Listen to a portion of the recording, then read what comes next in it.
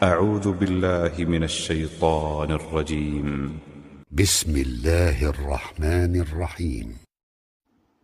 فاسألوا أهل الذكر إن كنتم لا تعلمون۔ السلام علیکم ورحمۃ اللہ وبرکاتہ۔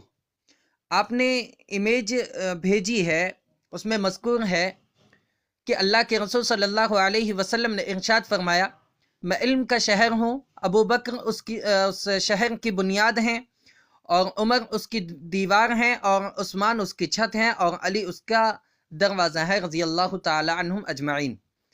اور اس امیج میں لکھا ہوا ہے کہ یہ حدیث صحیح بخاری میں موجود ہے، حالانکہ یہ حدیث صحیح بخاری کیا کتب ستہ میں بھی موجود نہیں ہے۔ اور اس حدیث کو امام دارمی رحمۃ اللہ علیہ نے بغیر سند کے ساتھ روایت کیا ہے، ذکر کیا ہے اپنی کتاب میں، اور اس حدیث کی تضعیف علامہ سخاوی رحمۃ اللہ علیہ نے کی ہے، اور علامہ ابن باز رحمۃ اللہ علیہ نے اس پر موضوع ہونے کا حکم لگایا ہے۔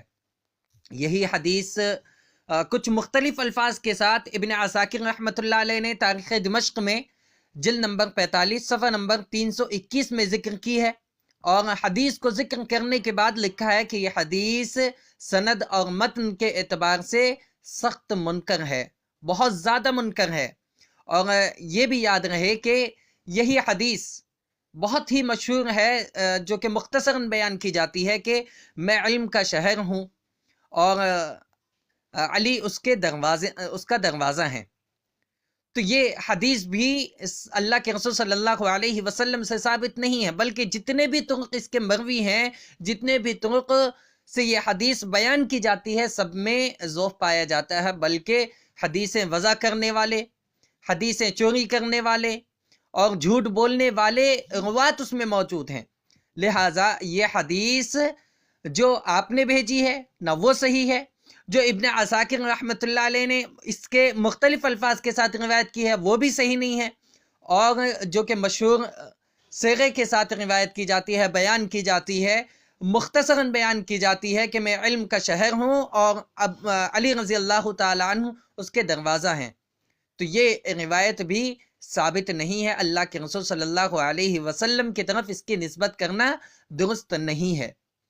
اور یہ بات یاد رہے کہ اللہ کے رسول صلی اللہ علیہ وسلم، خلفائے اربع یعنی خلفائے راشدین، تمام کے تمام کی فضیلت میں صحیح احادیث موجود ہیں، لہٰذا ان کو بیان کیا جائے اور ضعیف و موضوع روایات سے اجتناب کیا جائے۔ واللہ تعالی علم بالصواب۔